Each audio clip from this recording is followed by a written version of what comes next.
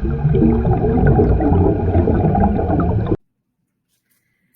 guys, it is your friendly neighborhood tarot reader Amber back again.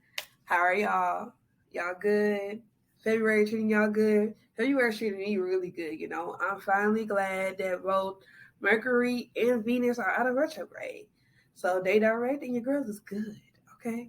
So today I'm going to be breaking down 5 herbs and spices that you can find in your pantry for your everyday spells. All right. So we're going to be looking at bay leaf, salt, pepper, cinnamon, and oregano. All right. So let's jump in. First up, we have bay leaf. All right, so this one is good for anxiety relief, headaches, infections, stomach aches, or complaints. So you get a little indigestion in your tummy, right? So this is kind of good for that. It's also good for cleansing and protection, for prosperity, lucid dreaming, clairvoyance, and astral travel. And of course, good luck and blessings and protections. So something that was kind of cool that I found out in further research was the um, clairvoyance and lucid dreaming thing and the astral travel. It's kind of cool to find out. It's like, okay, cool. This gives you an extension to the other dimensions. You know, so of course you have a little extra protection there for you, so you're not out here getting spiritually attacked. But it's kind of cool. It's like you connect with your ancestors, with your spirit guides, for them to talk to you in your dreams, for you to figure out some things in your dreams. It's also really good for blessing and protecting your home, your car, or having it around your person, on your person, whether that like in your purse or in a backpack, in a pouch. So this is really good to do with when blessing your home. If you do a steam, or if you make a bag and like a root or a hand, if you, for my people who do the hoodoo, so you put bay leaf, salt, pepper, and a little cinnamon, right? And you put it in a bag, and you put it in your car, or you bury it on your property, so that serves as a protection and simultaneously as a protection and a blessing, right? So now you declare the energy of your home and you set a ward against any negative energy or entity that may try to enter your home. So yeah, it's good for that. It also brings good luck. So, of course, when you do your spells, your new moon spells, a cleansing spell, a cleansing ritual, if you just use it to a home and you want to cleanse it and set it, you would use bay leaf in your boils, you would burn it, you would put it, of course, you would bury it. So, that is how we use bay leaf. Next up is salt. Of course, we all know that salt is good for protection and purification, all right? Anybody else who watches Supernatural? Me. All right, so we know that Sam, Dean, all the other people, they're trying to ward against the ghost, and the demons, they line their windows, you know, or their doors, or they make the circle with salt so that they can't get to them, okay? I mean, I like to think that's the part that they got right, right? So that's one use of it.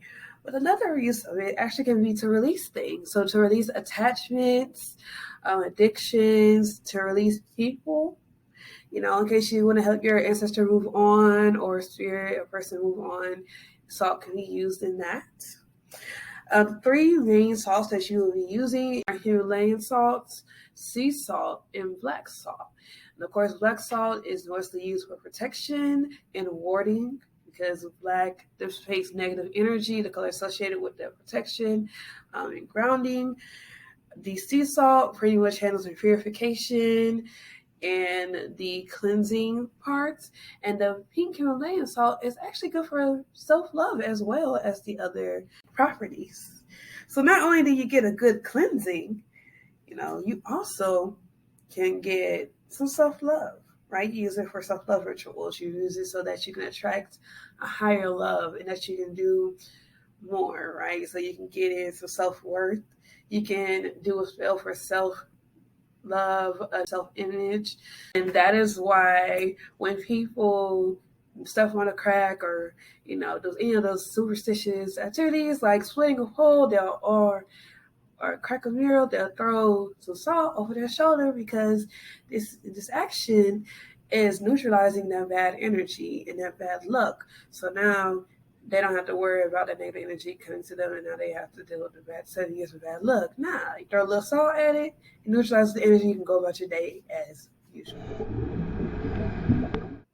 The metaphysical properties of cinnamon include prosperity, healing, fertility, increase in libido, spell acceleration, protection, love, success, victory, and spirituality, and it also gives you an energy boost. So, cinnamon actually has a lot of properties, and so it can be used in a lot of spells. And it's also associated with the element of fire, and rightly so, because it encourages activity, whether that be spiritually, physically, or sexually. Cinnamon is your best friend. It gets the job done. Oregano shares properties with a lot of the other spices on this list, like health, luck, love, attraction, and protection. But it's also very good with psychic dreaming and the communication. So this is really good for when you want to communicate with your ancestors and your spirit team while you sleep.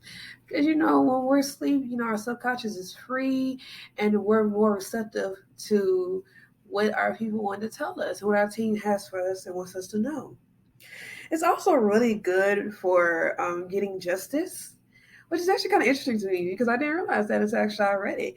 So, if you are doing any kind of proceedings, any legal proceedings, or you have any kind of court cases or anything that's going to require a judgment or a decision, this is a really good herb to use in your spell casting so that things can come out fairly and in your favor. It's also really good for letting go of attachments and situations and letting go of people and releasing certain situations and energy. It's also really good to keep the peace and tranquility. So you hang oregano up or you do a cleansing spell or warding for protection and peace around your house in a boil. And there is no holleration, hateration in your dancery. No energy is crossing your threshold, right? In the words of our good sister Mary J, right? So oregano is actually a really good herb for all those multiple things. The last herb on our list is pepper. Like salt, is good for dissipating negative energy, protection, and cleansing, but it also has other properties like opening the third eye. It's also good for giving us courage, strength. It's great for self control and focus, right? It's good for our personal power and it energizes us. So it's a very personal herb. It helps a lot with the inner workings of the self, right? And to help you direct your energy and do more that way. It is also used in hoodoo and other spiritual systems as a return to sender spell, and an herb used in that kind of work, which can be considered shadow work or a darker side of that work, but it's necessary, right? So if I was to use it, I would do this return to sender. So if someone decided they wanted to do a hex on me or someone I know or a client of mine, then I would use pepper in this spell or this cleanse or whatever medium or method that I would use it. And it does the job of returning the energy that was brought onto me or the client, right? So it is not a force of my will on someone else's in a way that I'm intentionally doing harm. It's just a simple protection. It's a simple way of protection. And so now it's like, okay, you tried to mess with me. It doesn't work. I'm protected. And now you reap all the benefits of the thing that you sowed. So everything that you tried now comes to you. And that's really what it is. You're not doing any harm for them specifically, but it's a return to sender. So everything they put on you, they receive. The return to sender spell is basically like a reverse card in Uno. It's always good to have in your deck. So those were 5 herbs and spices in your pantry that you can use for your everyday spell work and magic. Comment below and let me know if there's anything that I've missed or any other herbs that we could use. So it has been your friendly neighborhood tarot reader, Amber, and I'll see y'all on the next dive.